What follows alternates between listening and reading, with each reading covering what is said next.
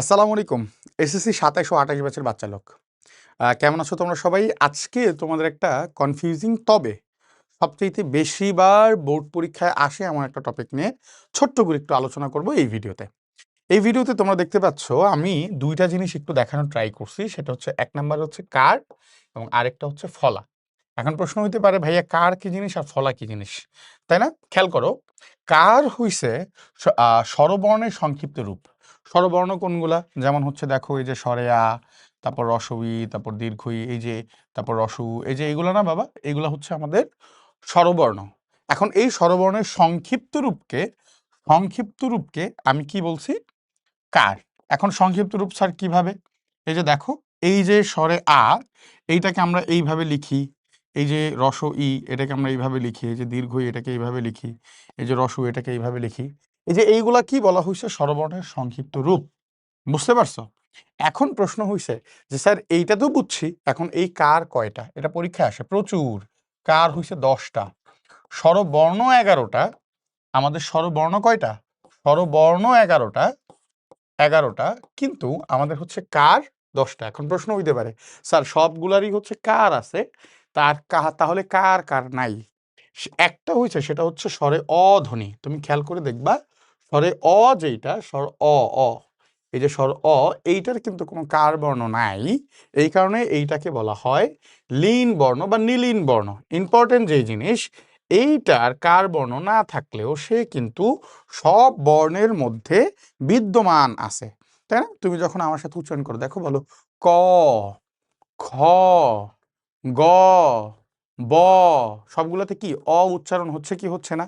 নিশ্চয়ই হচ্ছে। তাহলে এই অটা, এটা কার বর্ণ না থাকলেও এটা সবার মধ্যে আছে, তাই একে বলা হয় নীলীন বর্ণ বা লীন বর্ণ। ঠিক আছে? নীলীন বর্ণ, নীলীন বর্ণ বা লীন বর্ণ, তাই না?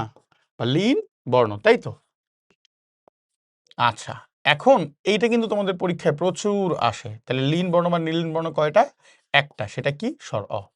আরেকটা জিনিস দেখতে পাচ্ছ খুব ছোট্ট, সেটা হচ্ছে ফলা। ফলা কি? এই যে তোমরা লেখো না রফলা বফলা, এই যে এরকম লেখো না, এই যে ফলা, সেগুলাই।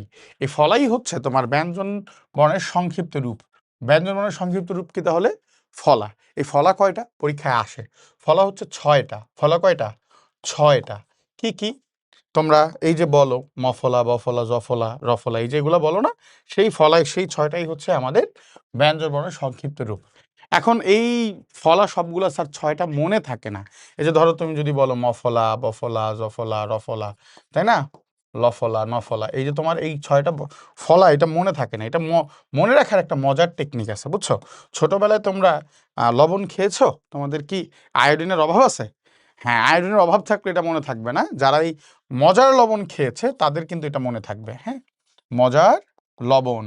এই মজার লবণ হচ্ছে ৬টা ফলা সেখানে আছে। এই মজার লবণের মধ্যে আমাদের কি এই সবগুলা বা ৬টা ফলা সেখানে আছে। সেটা কি কি? এই যে দেখো মফলা, জফলা, রফলা, লফলা, বফলা, নফলা। মজার লবণ, তাই না?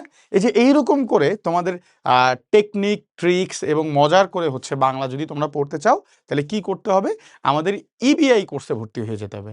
এই আমাদের ইবিআই কোর্সে আমি বাংলা নিব তোমাদের রবিউল ইসলাম সানি ভাইয়া, এবং তোমাদের সবচাইতে খুবই প্রিয় মানুষ যে, সেটা হচ্ছে তোমাদের রুদ্র ভাইয়া।